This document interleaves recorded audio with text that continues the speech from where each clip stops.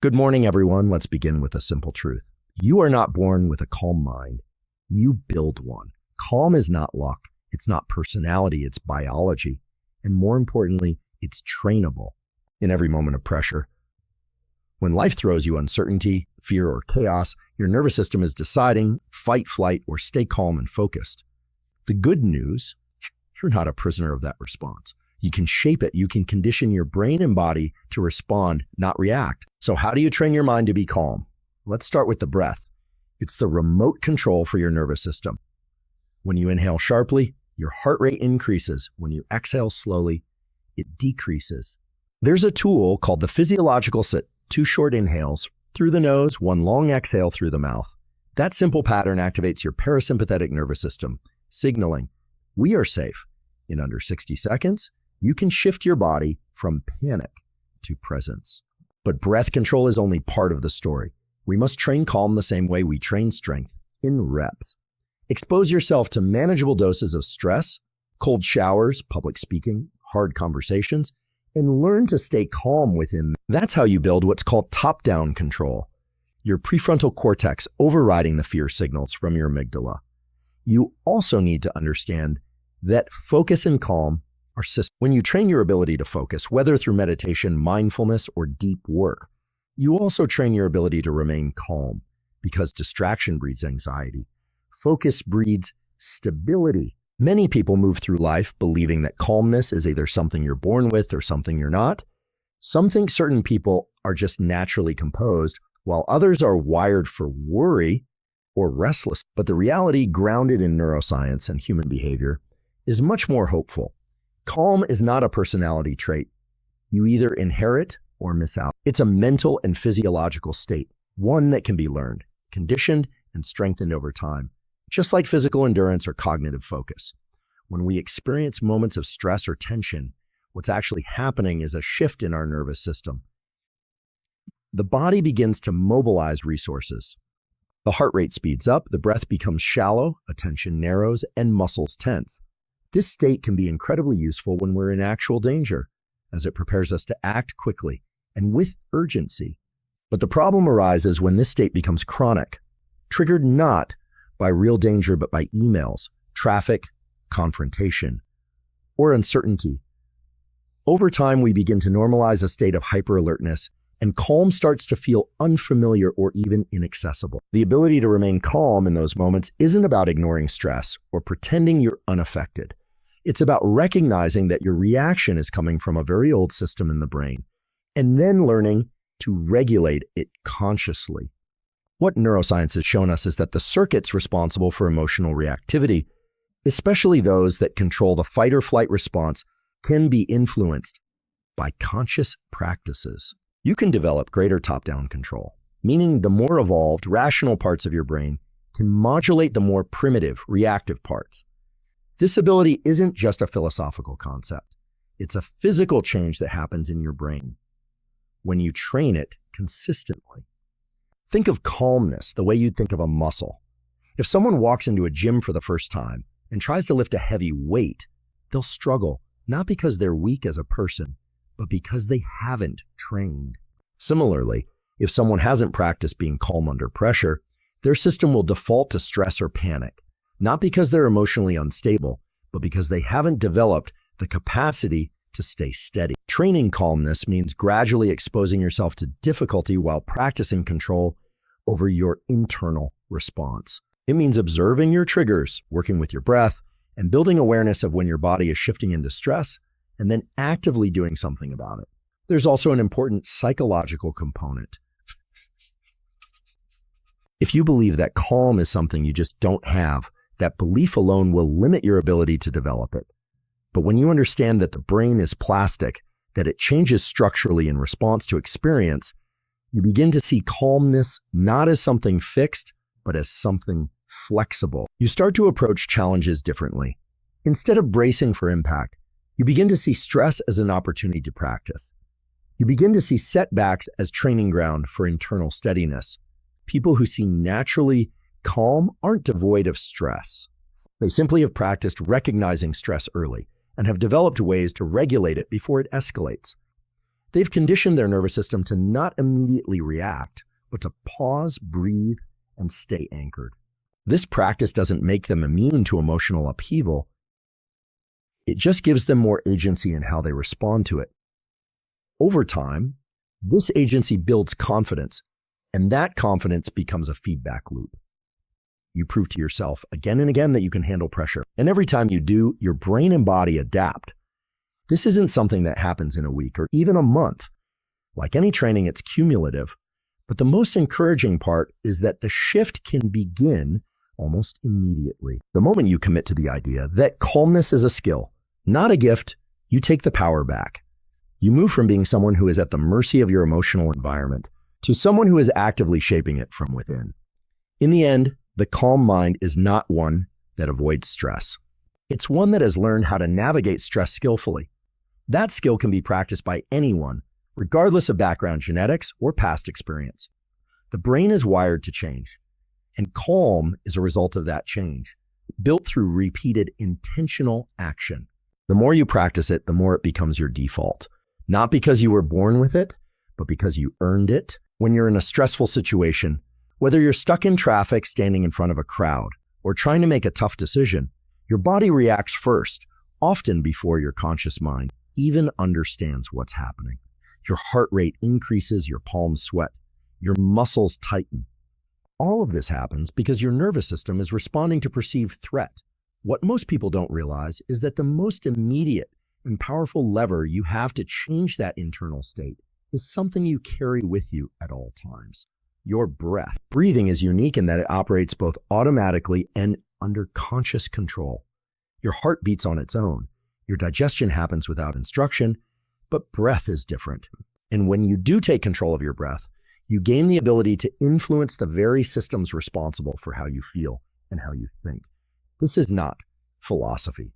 This is physiology. The human nervous system has two primary modes of operation: one geared for alertness and action, and one for rest and recovery.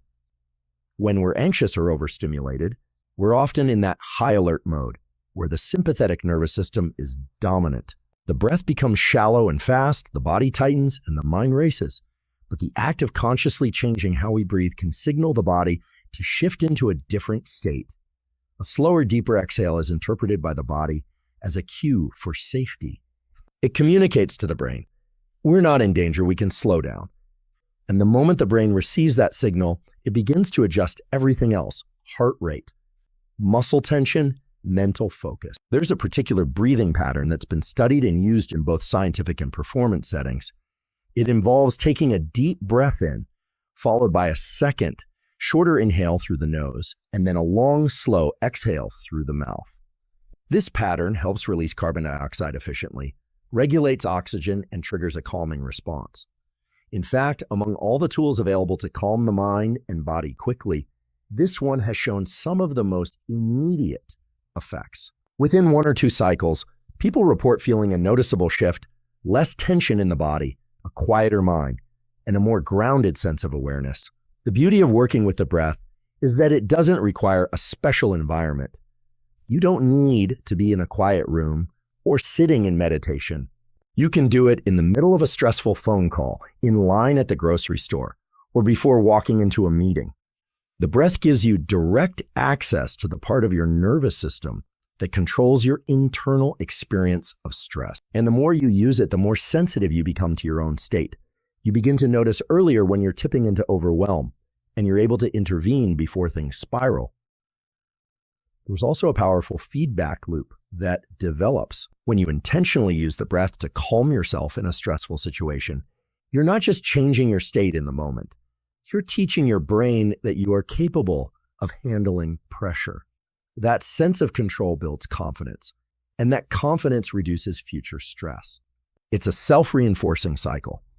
Over time, this practice conditions the body and brain to respond differently to stress altogether. You still feel it, but it no longer takes over. You have a tool.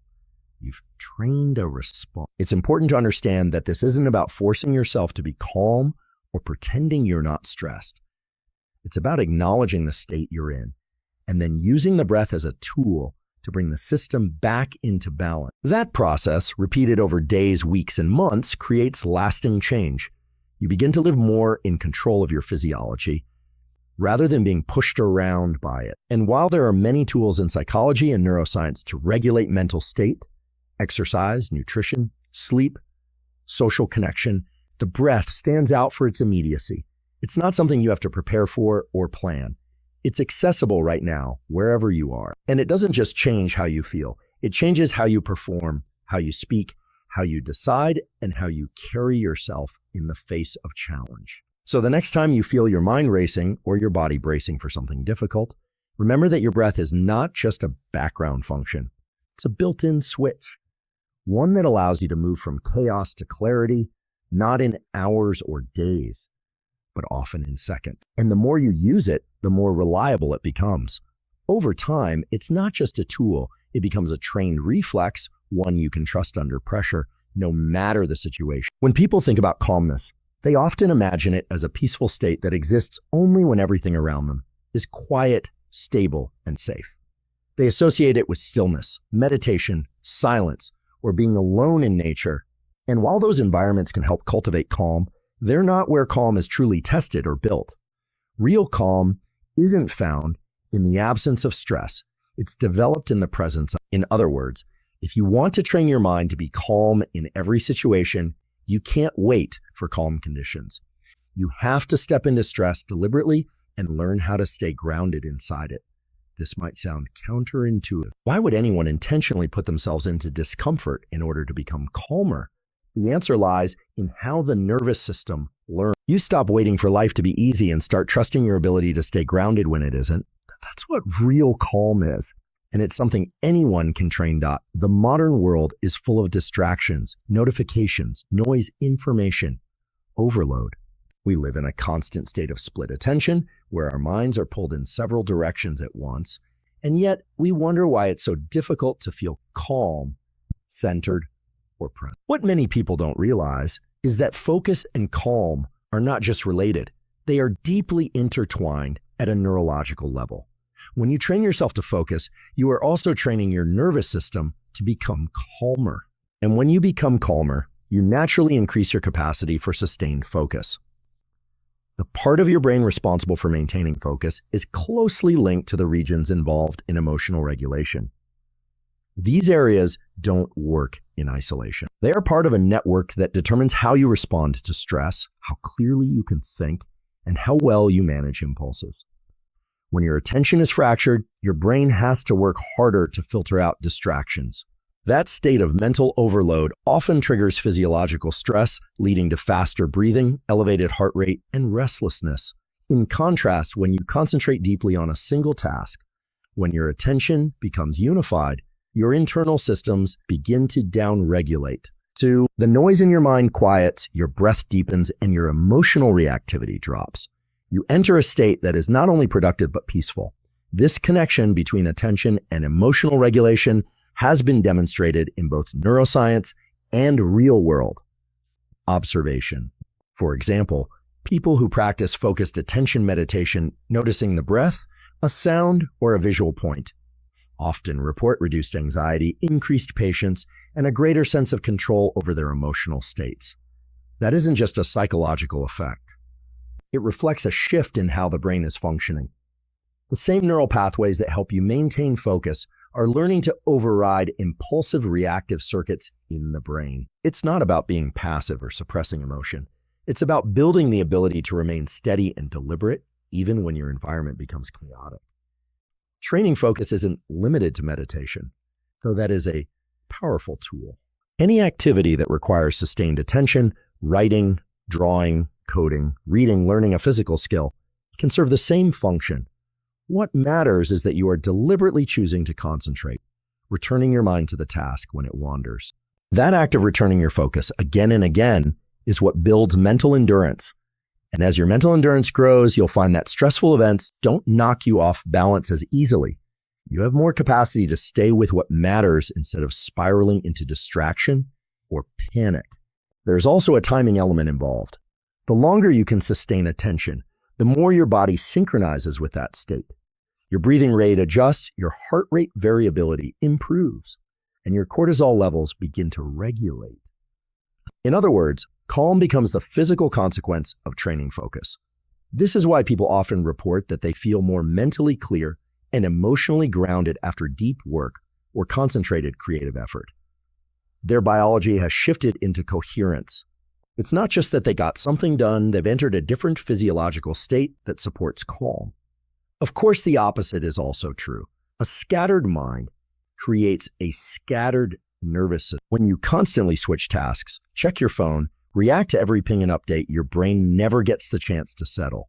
That low-level stimulation keeps your stress response activated, even if nothing truly threatening is happening. Over time, this chronic low-grade stress builds up, making it harder to sit still, focus, or feel at peace. You begin to associate calm with boredom and attention with discomfort.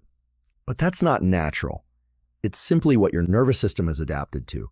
And just as it adapted to distraction, it can adapt back to stillness and focus. The most encouraging part of this is that the changes are measurable. Brain scans show that consistent focus training strengthens the prefrontal cortex and weakens the overactivity of the amygdala, the brain's alarm system. What that means in practical terms is this: the more you train yourself to focus, the less likely you are to be hijacked by fear, anxiety, or impulsive reactions.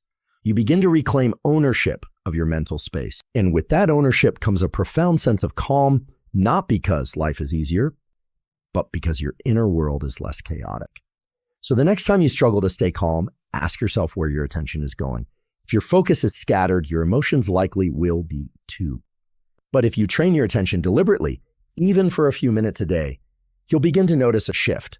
You'll feel more grounded, more present, and more capable of navigating life's challenges with clarity. Focus isn't just a mental skill. It's a pathway to a calmer life. And the more you train it, the more you experience that connection, not just in theory, but in how you live, think, and feel every single day.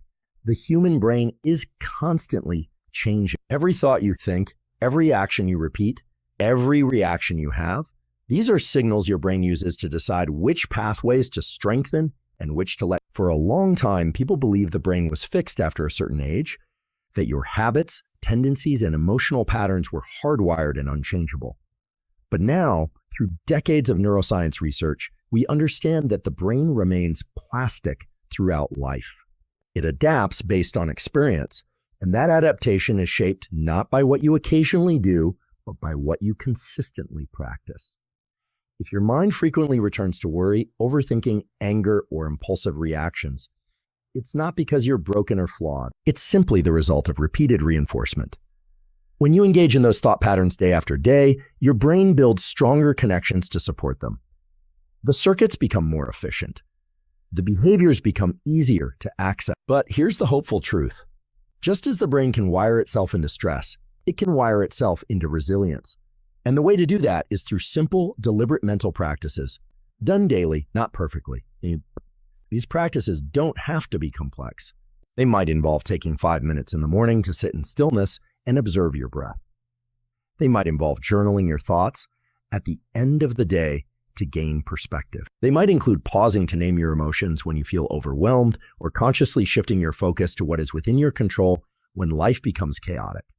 None of these actions seem dramatic in isolation, but what they are doing is teaching your brain to respond differently. Over time, they build a new default setting, not one of panic or avoidance, but one of stability and presence. The brain changes based on repetition and intensity. High-intensity experiences, especially emotional ones, can create powerful neural imprints. But so can low-intensity experiences, if repeated consistently. Daily mental training doesn't just help you feel better in the moment. You find yourself less reactive in traffic. You notice a pause between stimulus and response during an argument. You start to approach difficulty with more clarity because you've rehearsed that state mentally again and again. One of the most important functions of daily mental training is that it strengthens the part of your brain responsible for regulation and reflection. This is the prefrontal cortex, and it helps you see situations more clearly, hold back impulsive reactions, and consider long-term consequences. When you consistently practice self-awareness, whether through meditation, self-inquiry, reflection, or even structured breathing, you're activating and reinforcing this part of the brain. You are increasing its influence over the more primitive emotional centers that often hijack your behavior during stress. Over time, this gives you a sense of space within your mind. It's not that life stops being difficult. It's that you stop being pulled under by it. You learn how to observe before reacting, to choose before rushing, to respond with intelligence instead of fear. That space is where resilience grows. And it's not something you need to wait years to feel. Many people report noticeable shifts within weeks of consistent practice. You begin to feel stronger, not because circumstances have changed, but because your inner structure has. Another reason daily practice matters is that it creates a sense of momentum. You're no longer just reacting to life. You're shaping yourself deliberately. This alone builds confidence. Each time you show up for your mental training, even if it's just a few minutes, you reinforce the message that your inner state matters. That you're willing to invest in it, nurture it, and protect it. That belief becomes part of your identity. You begin to see yourself as someone who is capable of handling what life brings. And that perception, once internalized, makes a powerful difference in how you show up in the world. You don't need to be perfect. You don't need hours of free time or a silent retreat. What you need is consistency. A small practice repeated daily is more powerful than a long one done occasionally. It's the repetition that signals the brain to adapt. It's the choice to return to the practice, even when you're tired or distracted, that teaches your system this matters. Over time, those minutes add up. They reshape how you think, how you feel, and how you act under pressure. Resilience isn't something some people are born with. It's something anyone can build. It doesn't come from avoiding struggle. It comes from facing it, with a brain that has been trained to stay steady. And the training doesn't happen in a crisis. It happens in the quiet moments, in the daily effort to come back to yourself again and again. That's how you change your mind. That's how you change your life. From the inside out.